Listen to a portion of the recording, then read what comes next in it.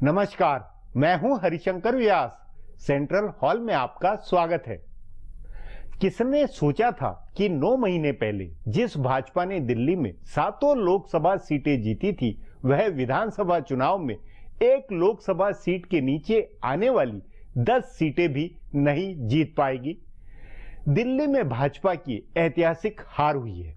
भाजपा के इतिहास में उसके अपने गढ़ में ऐसी बुरी हार पहले कभी नहीं हुई। कैसे हुआ ये? इसका जवाब भाजपा नहीं देगी, इसलिए कि कोई जवाब नहीं है। जैसा पहले होता रहा है, वाजपेयी सरकार के वक्त भी जो हुआ था वैसा अब भी होगा।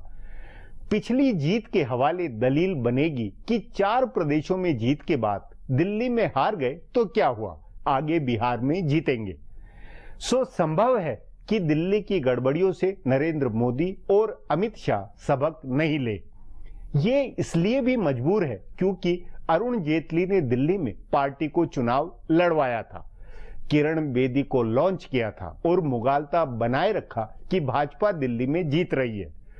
ध्यान रहे, नरेंद्र मोदी और अमित शाह ने हरियाणा, महाराष्ट्र, झारखंड व जम्मू के अपने सफल मॉडल को छोड़ा। उन्होंने अरुण जेटली के इस मॉडल को अपनाया था कि दिल्ली में चेहरा प्रोजेक्ट हो, अकाली दल से समझौता करके चुनाव लड़ा जाए। अमित शाह ने इससे पहले प्रदेश में न कोई चेहरा प्रोजेक्ट किया था और न अलायंस बनाया। सो दिल्ली में नरेंद्र मोदी और अमित शाह दोनों ने गलती की जो अरुण जेटली के मॉडल को अपनाया। चुनाव में भाजपा बिल्कुल भी टिक नहीं पाई है तो वजह दिल्ली के भाजपाइयों का गुस्से में घर बैठना है। सचमुच कोई माने या न माने, केजरीवाल की जीत से भाजपा के भीतर सर्वाधिक खुशी है। पूरे देश के भाजपाई मन ही मन यह सोचकर खुश है कि और करो अहंकार। सो दिल्ली की हार संघ परिवार व भाजपा के भीतर के मनोविज्ञान के सवाल भी लिए हुए हैं। आज इस पर चर्चा है, मगर उससे पहले गपशप और खास सुर्खियां। शुरुआत सियासी गपशप से करते हैं।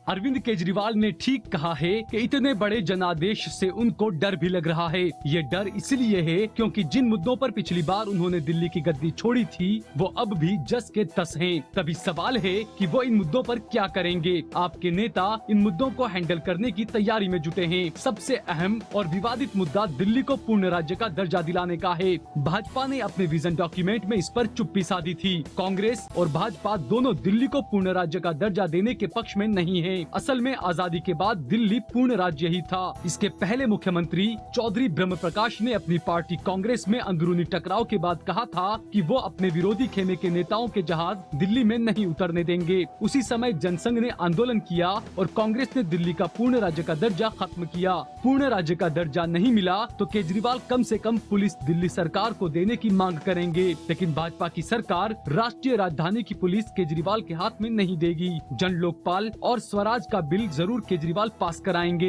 विवाद का एक मुद्दा भूमि अधिग्रहण बिल का है, जिस पर अन्ना हजारे आंदोलन के लिए दिल्ली आ सकते हैं। पंजाब, हरियाणा और उत्तर प्रदेश के लिहाज से इस आंदोलन को समर्थन देने में आप नेता अपना फायदा देख रहे हैं। आम आदमी पार्टी के बड़े नेता भले इस मसले पर चुप्पी साधे हों कि दिल्ली से बाहर पार्टी कहां चुनाव लड़ेगी, लेकिन दूसरी कतार के नेताओं ने राष्ट्रीय महत्वाकांक्षा के संकेत दे दिए हैं। आशीष खेतान ने जीत के तुरंत बाद कहा कि जो दिल्ली का मूड है वही देश का मूड है। आप दफ्तर के बाहर दिख रहे बैनरों में एक सबसे प्रमुखता से दिखा जिस पर लिखा था कि 49 महीने बाद देश को ईमानदार प्रधानमंत्री मिलेगा। ऊपर से उड़ीसा के मुख्यमंत्री नवीन पटनायक ने कह दिया कि आम आदमी पार्टी राष्ट्रीय विकल्प बन सकती है। लेकिन पार्टी के जानकार नेताओं का कहना है कि 2017 में पार्टी पंजाब और हरियाणा में लड़ सकती है। असल में अरविंद केजरीवाल और योगेंद्र यादव को छोड़ दें तो आप में या तो पंजाबी नेताओं की बोलबाला है या उत्तर प्रदेश के नेताओं का। उत्तर प्रदेश के 4 बड़े नेता आशुतोष, संजय सिंह, कुमार विश्वास और गोपाल राय चाहते हैं कि पार्टी अगला चुनाव लड़े। इसी तरह पंजाबी नेता भगवंत मान, HS फुल्का, गुल पनाग आदि चाहते हैं कि पार्टी पंजाब में चुनाव लड़े। पंजाब से आपके 4 सांसद भी हैं और लगभग पूरे प्रदेश में पार्टी का संगठन भी है। माहौल भी आपकी राजनीति के लिहाज से माकूल है। सो पंजाब और उत्तर प्रदेश में आपकी तैयारी शुरू होगी। उसके बाद हरियाणा की बारी आएगी। उससे पहले राज्यों के स्थानीय निकाय चुनाव या बिहार विधानसभा के चुनाव में उतरने का आपका इरादा नहीं है।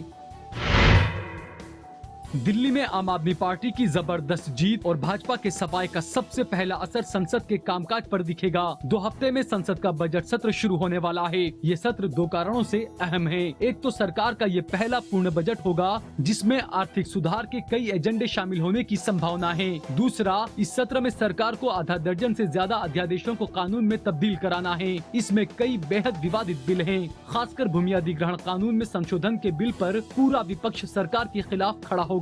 अन्ना हजारे ने इसके खिलाफ आंदोलन की चेतावनी दी है और उसमें उनको अरविंद केजरीवाल का पूरा साथ मिलेगा। संसद में इसका असर दिखेगा। दिल्ली विधानसभा चुनाव में भाजपा के बुरी तरह से हारने के बाद पार्टी बैकफुट पर होगी। लोकसभा में सरकार को ज्यादा मुश्किल नहीं होगी। हालांकि आम आदमी पार्टी के 4 सांसद पहले से ही सरकार के खिलाफ काफी आक्रामक रहते थे और इस बार वो ज्यादा हंगामा करेंगे, लेकिन वहाँ सरकार को मुश्किल नहीं आएगी। पर राज्यसभा में सरकार के लिए मुश्किल होगी। जब नरेंद्र मोदी के अजय होने का प्रचार था तब भी राज्यसभा में एकजुट विपक्ष ने मुश्किल की थी और इस वजह से सरकार को कई बिल टालने पड़े थे। लेकिन अब दिल्ली की हार के बाद विपक्ष का हौसला बढ़ा होगा। मोदी सरकार के खिलाफ विपक्ष ज्यादा एकजुट भी हो रहा है।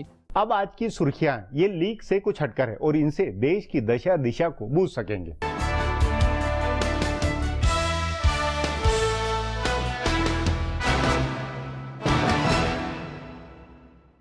अपने समर्थक 130 विधायकों के साथ दिल्ली पहुंचे बिहार के पूर्व मुख्यमंत्री नीतीश कुमार को पटना हाईकोर्ट ने झटका दिया है। हाईकोर्ट ने राष्ट्रीय अध्यक्ष शरद यादव की ओर से बुलाई गई विधायक दल की बैठक में उनके नेता चुने जाने को अवैध ठहराया है। अदालत ने विधानसभा के स्पीकर उदय नारायण चौधरी की ओर से नीतीश कुमार को मान्यता देने के फैसले पर भी रोक लगा दी है।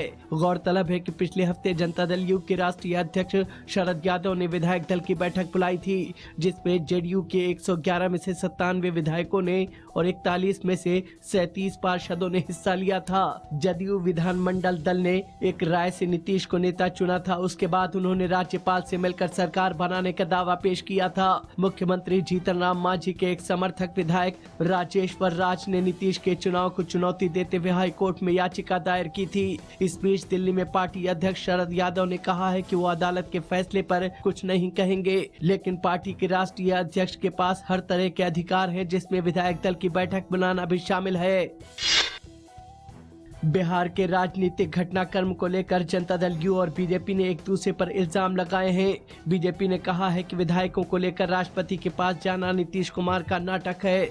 बीजेपी प्रवक्ता शहनवाज हुसैन ने कहा है कि बिहार विधानसभा में बहुमत नीतीश कुमार के पास है या फिर जीतन राम मांझी के पास है, इसका फैसला सदन के पटल पर होगा। उन्होंने कहा कि नीतीश कुमार जल्दबाजी में है, इसलिए वो विधायकों की परेड राष्ट्रपति के सामने करवा रहे हैं। दूसरी ओर नीतीश कुमार ने आरोप लगाया है कि इस सारे खेल के पीछे बीजेपी और प्रधानमंत्री नरेंद्र मोदी का हाथ है। इन आरोपों के बीच नीतीश कुमार ने आज जदयू, आरजेडी और कांग्रेस विधायकों को साथ लेकर राष्ट्रपति से मुलाकात की। नीतीश कुमार और जीतन राम मांझी दोनों के बहुमत के दावे पर राज्यपाल केशरीनाथ त्रिपाठी को फैसला करना है। नीतीश कुमार ने फैसले में देरी होने पर भी सवाल उठाया है।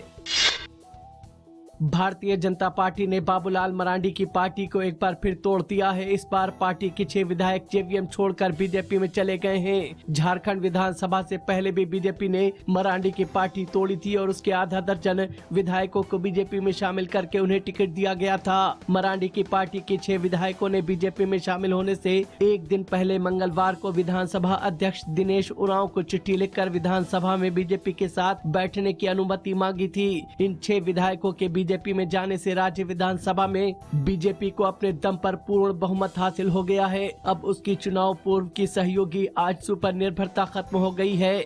जेवीएम के विधायकों नवीन जायसवाल, अमर बावरी, गणेश गंजू, रणधीर सिंह, आलोक चौरसिया और जानकी यादव दिल्ली के झारखंड भवन में मुख्यमंत्री रघुवर दास की मौजूदगी में बीजेपी में शामिल हुए। इनमें से 4 विधायकों को मरांडी ने पिछले दिनों अपनी पार्टी से निलंबित किया था। मरांडी के पास अब सिर्फ 2 विधायक बचे हैं। आम आदमी पार्टी के नेता और दिल्ली के मनोनीत मुख्यमंत्री अरविंद केजरीवाल कल सुबह प्रधानमंत्री नरेंद्र मोदी से मुलाकात करेंगे। वो प्रधानमंत्री को 14 फरवरी को रामलीला मैदान में होने वाले शपथ समारोह के लिए भी आमंत्रित करेंगे। आम आदमी पार्टी की ओर से बताया गया है कि उन्होंने प्रधानमंत्री से मिलने का समय मांगा था। वो सुबह 10:30 बजे प्रधानमंत्री से मिलने जाएंगे। 14 फरवरी को होने वाले शपथ ग्रहण समारोह में आपने प्रधानमंत्री के साथ साथ उनकी सरकार के कई मंत्रियों को भी बुलाने का फैसला किया है। गौरतलब है कि मंगलवार को विधानसभा चुनाव में भारी जीत के बाद मोदी ने फोन करके केजरीवाल को बधाई दी थी। भारतीय जनता पार्टी की सहयोगी शिवसेना ने दिल्ली विधानसभा चुनाव में बीजेपी की बुरी हार के लिए नरेंद्र मोदी और अमित शाह को जिम्मेदार ठहराया है। पार्टी के मुखपत्र में आज लिखा गया है कि मोदी के प्रचार और शाह की रणनीति कोई काम नहीं आई। शिवसेना ने कहा है कि दिल्ली का पूरा चुनाव नरेंद्र मोदी के नाम पर लड़ा गया था और जिस तरह पीछे कई राज्यों के नतीजों का श्रेय मोदी को दिया गया, उसी तरह दिल्ली के नतीजों की जिम्मेदारी भी उनके ऊपर ही आती है। उसने 2 टूक कहा है कि हार के लिए किरण बेदी को जिम्मेदार ठहराना ठीक नहीं है। सामना के संपादकीय में केंद्र सरकार के कामकाज पर सवाल उठाते हुए कहा गया है कि दिल्ली के लोगों ने खाने पीने की चीजों की महंगाई, बेरोजगारी और भ्रष्टाचार पर लगाम नहीं लगा पाने के लिए बीजेपी को सजा दी है। शिवसेना ने कहा है कि झाड़ू वाली पार्टी ने बीजेपी का कचरा कर दिया। फिलहाल अब एक ब्रेक है, फिर खुलासा होगा।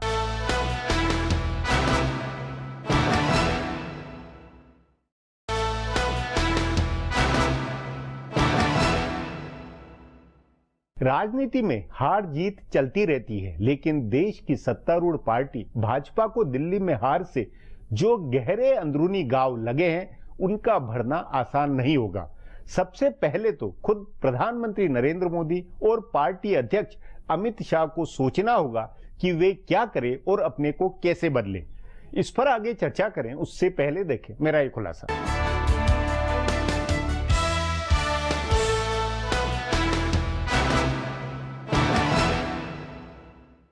दिल्ली में भारतीय जनता पार्टी जितनी बुरी तरह हारी, वैसी हार कभी भी भाजपा के असर वाले किसी राज्य में नहीं हुई थी। इस हार की तुलना सिर्फ 1984 के लोकसभा चुनाव की हार से की जा सकती है, जब भाजपा के कुल 2 सांसद जीते थे। उस हार के बाद पार्टी के तब के नेताओं अटल बिहारी वाजपेयी और लालकृष्ण आडवाणी ने बहुत मंथन किया था। पूरी रणनीति बदली थी। चुनाव जीतने और अपने कोर वोट को एकजुट करने के कई नुस्खे आजमाए गए, जिनको लेकर बाद में काफी आलोचना भी हुई, लेकिन पार्टी 2 से कहां तक पहुंची ये सबके सामने है। सो माना जाना चाहिए कि दिल्ली की ऐतिहासिक हार के बाद भी पार्टी के नेता मंथन करेंगे और कुछ रास्ता जरूर निकालेंगे, लेकिन इसकी संभावना कम नजर आ रही है। आखिर भाजपा लगातार 11 चुनाव जीतने के बाद एक चुनाव हारी है। दिसंबर 2012 में गुजरात के चुनाव से शुरू करें तो उसके बाद 2013 में मध्य प्रदेश, राजस्थान, छत्तीसगढ़ और दिल्ली में भाजपा जीती थी। फिर लोकसभा चुनाव और आंध्र प्रदेश विधानसभा चुनाव में पार्टी जीती। उसके बाद महाराष्ट्र, हरियाणा,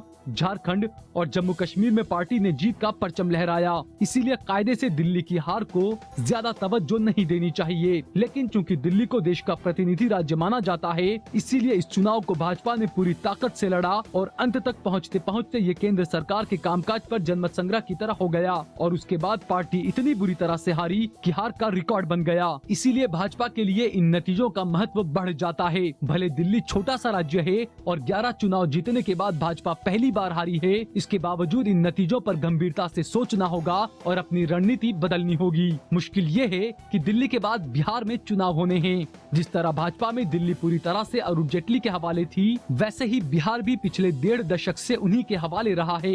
नीतीश कुमार से अपनी दोस्ती को अरुण जेटली सुशील मोदी की मदद से आगे बढ़ाते रहे थे। नरेंद्र मोदी को प्रधानमंत्री पद का दावेदार बनाने से पहले उन्हें रोकने के लिए नीतीश कुमार ने जो कुछ भी किया, उसमें कम से कम सुशील मोदी जरूर शामिल रहे रहे थे। अब भी भूपेंद्र यादव के प्रभारी बनने और सुशील मोदी के एक छत्र नेता रहने से बिहार की कमान अरुण जेटली के हाथ में ही समझी जानी चाहिए। सो ज्यादा संभावना इस बात की है कि जिस तरह भाजपा दिल्ली में जेटली की रणनीति के हिसाब से लड़ी, जीत का फॉर्मूला छोड़ा, नरेंद्र मोदी की बजाय किरण बेदी को प्रोजेक्ट किया, पूर्वांचल के नेताओं की अनदेखी की, प्रचार के दौरान अरविंद केजरीवाल पर निजी हमला किया और जैसे पिटे हुए फॉर्मूले आजमाए, उसी तरह बिहार में भी चुनाव लड़ेगी। अगर नरेंद्र मोदी और अमित शाह ने दिल्ली के नतीजों पर गंभीरता से विचार नहीं किया तो बिहार का चुनाव मुश्किल हो जाएगा। भाजपा से जुड़े पूर्वांचल के एक नेता ने कहा कि दिल्ली में हम 17% हैं, तो भाजपा की ऐसी दुर्गति कर डाली जहां 100% हैं, वहां क्या होगा। भाजपा के लिए ये बहुत चिंता की बात होनी चाहिए। वो एक सामान्य हार की तरह दिल्ली की हार को नहीं खारिज कर सकती। अब एक ब्रेक है, उसके बाद भाजपा पर दिल्ली के झटके की चर्चा करेंगे।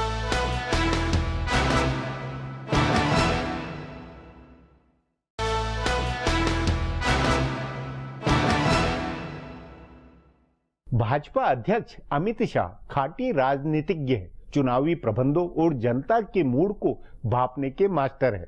मगर उन्होंने दिल्ली में जो गलतियां की है और अरुण जेटली पर जैसी निर्भरता दिखाई, उससे उबर सकना उनके लिए आसान नहीं होगा। उन्हें भाजपा में अब नए जनता मुखी जमीनी बदलाव लाने होंगे। इस पर चर्चा के लिए आज मेरे साथ वरिष्ठ पत्रकार जयंत घोषाल है।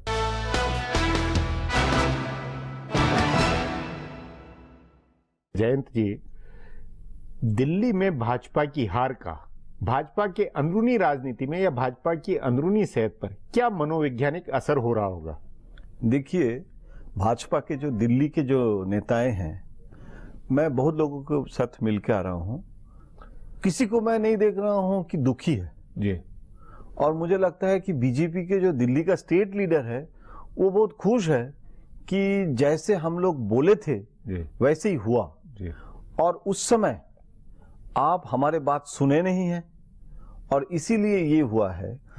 और इस समय अगर दिल्ली के स्टेट लीडरशिप को आप कहेंगे कि दे आर रिस्पॉन्सिबल, उसमें और समस्या गंभीर होगी।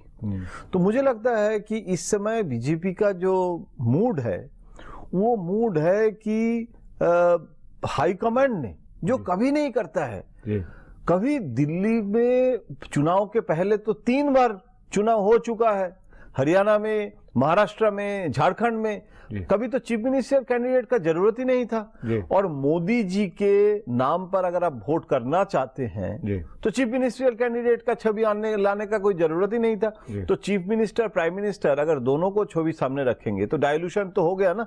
तो अगर मोदी जी के छवि लेके अगर जैसे आप महाराष्ट्र, हरियाणा और झारखंड में किए थे वो क्यों नहीं किया, ये सवाल उठेगा। ये सवाल एक तो बड़ा उठा हुआ है और ये मतलब अमित शाह का मॉडल भी नहीं है, क्योंकि अमित शाह जी ने जिस तरीके से, जिस स्टाइल ऑफ फंक्शनिंग में काम करते हैं और वहां कोई पर्टिकुलर कोई इंडिविजुअल को सामने रखते हुए नहीं किया था, अचानक क्या हो गया है कि ये करने का क्या जरूरत था? ये एक सवाल, बहुत बड़ी गंभीर सवाल है। लेकिन इसमें क्या है कि आमतौर पर ये भी बात है कि भाई इसके पीछे, इस दिल्ली चुनाव के पीछे पूरी रणनीति का जो मामला था वो अरुण जेटली के पास था। अरुण जेटली ने ही किरण बेदी को प्रोजेक्ट करवाया। ये अपनी जगह तथ्य है, अपनी जगह इसकी चर्चा गहरी है। उस नाते क्या ये संसदीय बोर्ड में या इसमें किसी में विचार हो सकता है कि भाई ये ऐसी कैसे ब्लंडर हुई है और इसके लिए क्या जवाब बनता है? देखिए, हो सकता है कि कोई इंडिविजुअल के बारे में चर्चा नहीं है, हाँ। लेकिन ये जो सामूहिक फैसला लिया गया, इसके पीछे क्या है? नहीं, मैं या फिर नहीं सामूहिक ये कि क्या संघ परिवार झंडे वाला दिल्ली के अंदर या बाकी तमाम संघ परिवार के तमाम संगठन या उस तरह की कोई राय इसको लेकर हुई कि किरण बेदी को हमें प्रोजेक्ट किया जाना चाहिए? वो नहीं हुई है सर। देखिए, मोहन भागवत जी का भी एक बयान, उसके बारे में बाद में चर्चा भी हुई थी जब किरण बेदी का नाम आया था। उस समय ये कहा गया था कि मोहन भागवत जी संघ परिवार में ये चर्चा किए हैं कि किरण बेदी भाजपा में आ सकते हैं। लेकिन जो आज ज्वाइन कर रहे हैं और आ रहे हैं, वो अचानक चीफ मिनिस्टरियल कैंडिडेट कैसे घोषणा हो जाता है और उसके ऊपर आरएसएस के साथ, संघ के साथ ज्यादा चर्चा नहीं हुई है। रामलाल जी के साथ मतलब चर्चा जो है वो तो पार्टी का चर्चा है, पार्टी का फैसला कम्युनिकेट कर दिया गया है, लेकिन आरएसएस का ओपिनियन किरण बेदी के बारे में नहीं लिया गया था। नहीं तो इसी के आधार पर क्या ये नहीं माना चाहे कि जो भाजपा के वोटों में या इतनी ज्यादा गिरावट हुई, वोट प्रतिशत में भी, सीटें तो गई हुई है, उसकी वजह ये भी कि जो भाजपा का खुद का कोर वोट था वो न तो मोबिलाइज हुआ और न अपना वोट भी डाला मन से। देखिए, लोकसभा चुनाव के समय असेंबली चुनाव का जो परसेंटेज वोट है वो लोकसभा चुनाव में बढ़ गया था। वो जो बड़ा था वो नरेंद्र मोदी जी के लिए बड़ा था, ये सब लोग पता है। बिल्कुल। तो वो जो नरेंद्र मोदी जी के छवि दिखा के आप जो वोट इंक्रीज करिए थे, वो वोट फिर किरण बेदी के कारण भागा नाम पर ये वोट चला जा रहा है केजरीवाल के पास, क्योंकि लड़ाई केजरीवाल और किरण बेदी में ही हो गया था। लेकिन बुनियादी तौर पर अब क्या सचमुच में इसके सदमे में भाजपा बदलेगी, उसका मनोविज्ञान, उसके नेताओं का नेतृत्व का बदलेगा, या ये कहा जाएगा कि 4 में जीते 1 में हार गए, कोई बात नहीं, आगे बिहार लड़ेंगे, ये एटीट्यूड रहेगा? नहीं, मुझे लगता है कि इसके मतलब एक मतलब जो मंथन वो होगा, क्योंकि देखिए सक्सेस का बहुत क्रेडिट लेने वाले बहुत होते हैं, ठीक बात है, फेलियर के लिए कोई नहीं है, लेकिन मोदी जी और अमित शाह जी का जो लीडरशिप है उसको चैलेंज करने के लिए कोई डिसिडेंट एक्टिविटीज अभी होने का वो होने का कोई संभावना नहीं है, लेकिन इसीलिए इसी तरह चलते रहे। कह रहा हूं कि बहुत लोगों को ये सोच है कि क्या इसके बाद पार्लियामेंट्री बोर्ड के भी कुछ लोग हैं जो इसके बारे में मतलब कर सकते हैं या नहीं, मुझे लगता नहीं है। तो लीडरशिप अगर मोदी जी और अमित शाह जी के हाथ में है तो वो इससे भी एक रियलाइजेशन भी होगा कि दिल्ली में जो हुआ है वो बिहार के चुनाव में ना हो, ये वेस्ट बंगाल में चुनाव में 2 साल बाद ना हो, आगे पंजाब, तो आगे पंजाब के चुनाव में देखिए अकाली के साथ अब दिल्ली में क्या जरूरत था? कोई जरूरत नहीं थी। ये भी अमित शाह की एटीट्यूड के अनुकूल नहीं था, ये बात वो तो तोड़ रहे थे। पंजाब में आप अकाली को छोड़ के अकेले जाने के लिए कोशिश कर रहे हैं, और वहां के अकाली के अगर कोई करप्शन का इशू है उसमें भी आप उसमें कोई उसमें डायलूशन नहीं कर रहे हैं, उसमें सपोर्ट नहीं कर रहे हैं भ्रष्टाचार के मुद्दे में, और यहां आप अकाली के साथ टाई अप करके एनडीए बनाने का जो पॉलिटिक्स, ये भी मुझे समझ में नहीं आया कि इसका क्या जरूरत नहीं। इसमें संघ परिवार की तरफ से किस तरह का रिएक्शन होता हुआ लगता है, वो किस तरह चीजों को मोड़ सकती है? देखिए, मुझे कभी कभी लगता है कि संघ परिवार के मन में एक नियंत्रण करने का इच्छा होती है, तो कभी कभी वीक लीडरशिप संघ परिवार को सूट करता है, ऐसे एक थ्योरी है। लेकिन मोदी जी और अमित शाह जी जैसे संघ परिवार के साथ कोऑर्डिनेट करके आगे बढ़ रहे हैं, मुझे लगता है कि इसमें कोई मिसट्रस्ट ऐसे ना हो, क्योंकि बहुत सारे लोग ये भी र्यूमर कर रहे हैं कि इस बार चुनाव में आरएसएस और संघ परिवार ने बिल्कुल एक्टिव रोल नहीं लिया, जो बाकी राज्य में लिया था, जो दिल्ली में नहीं लिया। तो यही तो इसीलिए तो, क्योंकि इस बार जो घाव लगे हैं या जो कुछ हुआ है उसके चलते उनको सुधारने की तो ये संघ परिवार के लोग भी कोशिश करेंगे, तो करेंगे, अपना दबाव बनाएंगे। मुझे लगता है अमित शाह जी सबसे पहले झंडे वाला में जाके आरएसएस के साथ बैठ के पहले फ्यूचर स्ट्रेटेजी तो मुझे लगता है तय करेंगे, ये मेरा अनुमान है। और उसके बाद पार्टी, प्राइम मिनिस्टर, सब लोग मिलके चर्चा करके एक जरूर फ्यूचर रोड मैप। जयंत जी, बातचीत को यहीं समाप्त करेंगे। प्रोग्राम में आने के लिए बहुत बहुत धन्यवाद। हमारा प्रोग्राम अब यहीं खत्म होता है, मुझे इजाजत दीजिए, कल फिर मिलेंगे इसी चैनल पर इसी समय।